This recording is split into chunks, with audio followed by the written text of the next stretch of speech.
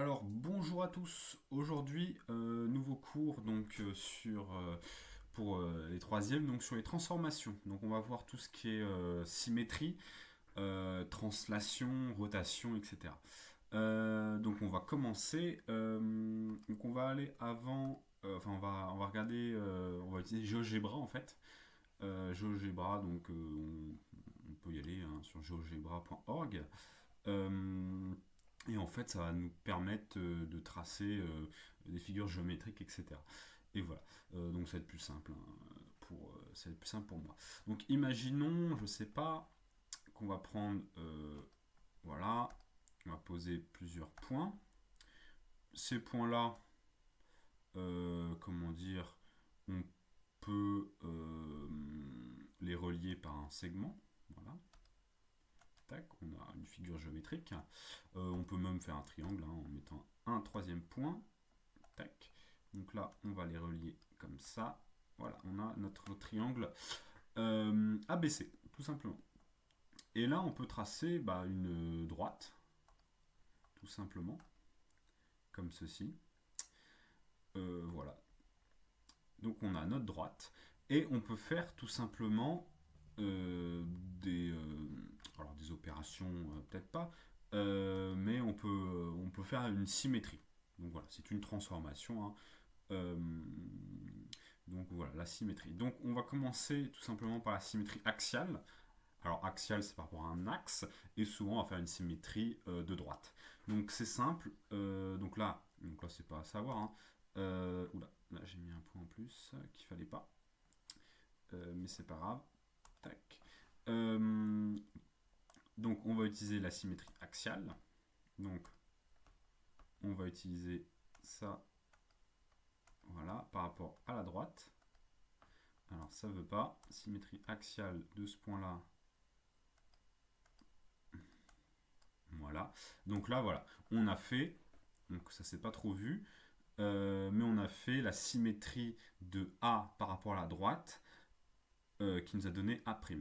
On peut faire la même chose donc pour symétrie axiale de B par rapport à la droite. Donc là, on le voit peut-être pas, mais il est là-haut. Oula. Tac. Voilà, c'est B. Et le dernier, une autre symétrie axiale, donc c'est C par rapport à la droite. Donc voilà, donc là on a notre A', B', C'. Et là on peut les relier hein, pour que ça nous fasse un autre, triangle. Tac. Voilà, on a ça. Et on remarque en fait que c'est comme une feuille, si on le plie en deux, comme ça, donc comme ça, et ben ça va se rejoindre. Si la rainure, en fait, c'est la droite. Voilà. Alors pour le tracé, c'est pas bien compliqué. On prend une équerre comme ça. Alors est-ce que j'ai une équerre sous le coude? Voilà, j'ai une équerre. On met notre équerre, donc toujours on va la glisser selon la droite, et en fait on va rapporter les distances. Donc on se positionne au niveau de A, on voit que donc ça forme un angle droit, que ça fait 2 cm, et de l'autre côté, on va aussi tracer 2 cm de l'autre sens. Voilà, tout simplement. Et donc on trace au fur et à mesure. Donc c'est pas bien compliqué. Quelque chose d'un peu plus compliqué, donc là je vais repositionner quelques points. Voilà. Et puis un autre point ici, tac. Imaginons qu'on a un segment d'ici à ici, et comment dire, tac, oula, hop, qu'on veut faire, comment dire, une symétrie par rapport à un point. Voilà, donc ça c'est possible aussi. Donc voilà, une symétrie par rapport à un point, donc qu'on appelle une symétrie centrale. Alors là, c'est un peu plus compliqué. Euh, Comment dire, déjà donc on peut le faire comme ça. Donc là, symétrie centrale, on pointe notre point, tac, et on prend l'autre, et voilà, on fait la symétrie centrale. On peut refaire l'autre symétrie, bim, ça fait ça.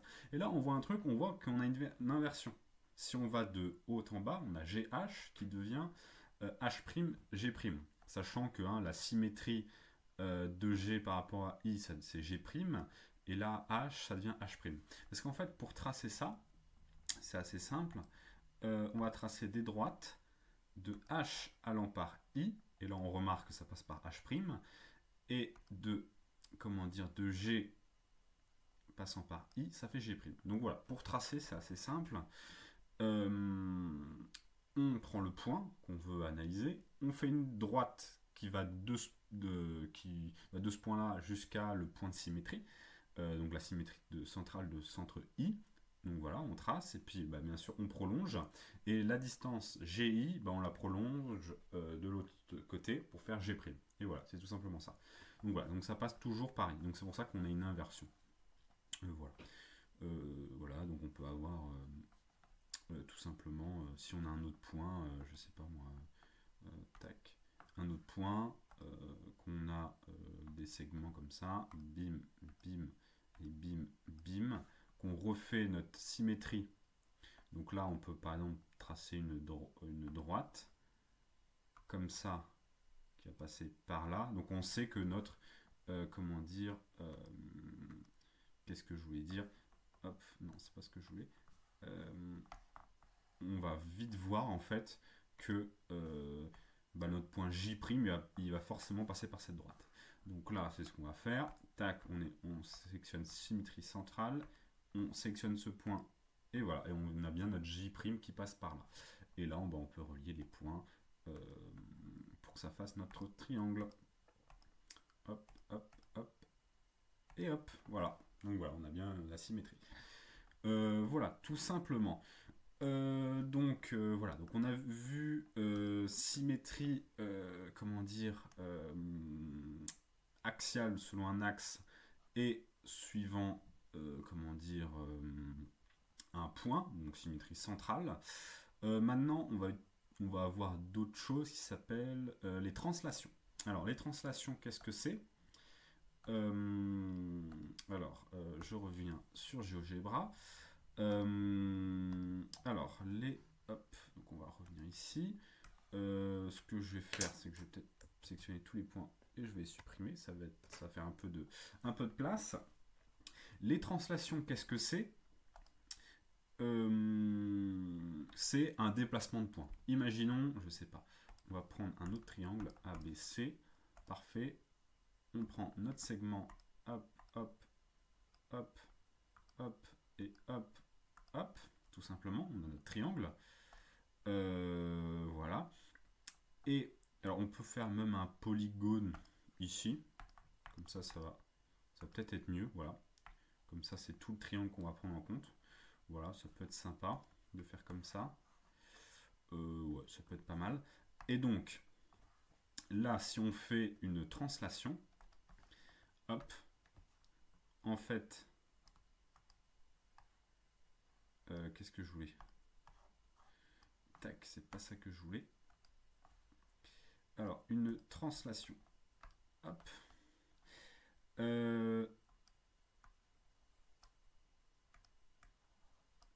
Ah oui, c'est ça jusqu'à un autre point. Donc voilà, là on a sélectionné deux points qu'on veut translater.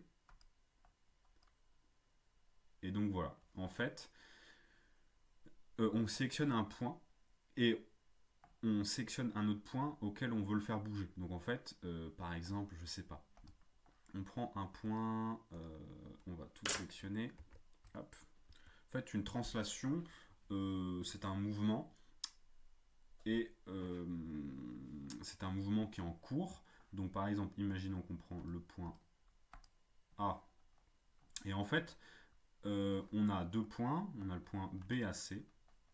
Imaginons que c'est nous, ça. On se bouge de B à C. Voilà, tout simplement. C'est notre mouvement. Et on veut que ce mouvement-là, on ait la même chose au niveau de notre miroir. Donc, tout simplement, ça va faire la même chose. Là, on a notre point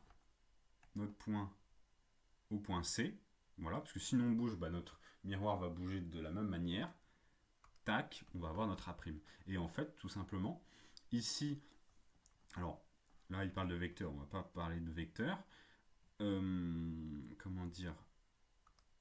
En fait, ici on a un déplacement, et bah ce déplacement c'est le même qu'ici en fait. Tu vois, on a exactement le même déplacement.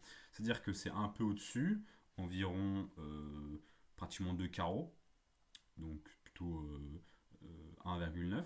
Donc on monte de 2 et c'est un peu désaxé sur la droite. Si on... Tac, c'est pas ce que je voulais. Si on remarque bien, voilà, on a un petit... ouais, c'est un peu désaxé, c'est désaxé de 0,1 sur la droite, donc on va avoir exactement la même chose ici. Voilà, là c'est un peu désaxé et c'est un peu plus haut. Donc voilà, donc on a exactement le même mouvement en fait, c'est la même distance, voilà, tout simplement. Donc voilà, vraiment c'est une transformation assez classique. C'est la translation, ça veut dire d'un point A à un point B, on voit où ça bouge. Donc on compte le nombre de carreaux en bas, en haut, enfin à gauche, à droite, etc. Et ben on fait la même opération, tout simplement. C'est pas plus compliqué que ça. Après, on a la rotation, un peu plus compliqué. Un peu plus compliqué, la rotation. C'est qu'on va le faire par rapport à un point. Une rotation par rapport à un point. Donc par exemple, je sais pas moi, on a ce point là, ouais, ce point là, et par rapport à ce point là, imaginons, bon, on va tracer un segment, bim, bim, voilà, et on va faire une rotation de 45 degrés par rapport à ça. Donc c'est assez simple, on trace un segment comme ça, on mesure l'angle, donc ça, on mesure l'angle, donc par exemple, je sais pas, un certain angle, donc là c'est 95, on n'y est pas mais on est proche, on ne peut plus le bouger, et en fait on mesure la distance, et donc là on va de ce sens là, hein. Le point G, il sera sur cette droite là, mais de la même distance. Je ne sais pas si on peut faire une transformation géométrique de rotation. Eh bien si on peut faire. Donc là, G par rapport à H, on met l'angle de rotation de, je sais pas, 90. Sens, alors oui, il y a le sens horaire, sens anti-horaire, qui n'est pas forcément à savoir. Horaire, bah, c'est les aiguilles d'une montre, ils vont de quel côté, donc ils descendent. Enfin, ils descendent pas forcément, mais ils forment comme ça. Alors que l'inverse, anti-horaire, c'est ce sens-là. Voilà. Donc là, on va aller dans le sens horaire, 90, comme ça. Tac. Pourquoi il veut pas lui? Ah, il a bugué. C'est pas grave. Déjà, on va enlever ça. Voilà. On refait. Tac, ça c'est rotation de ce point-là par rapport à ce point-là. 45 sens horaire, bim. Voilà. Donc là, c'est ça. C'est que on a tracé donc cette droite-là, bim, comme ça. Juste cette droite-là, pas autre chose. Tac, comme ça, c'est bon. Voilà, c'est la droite G.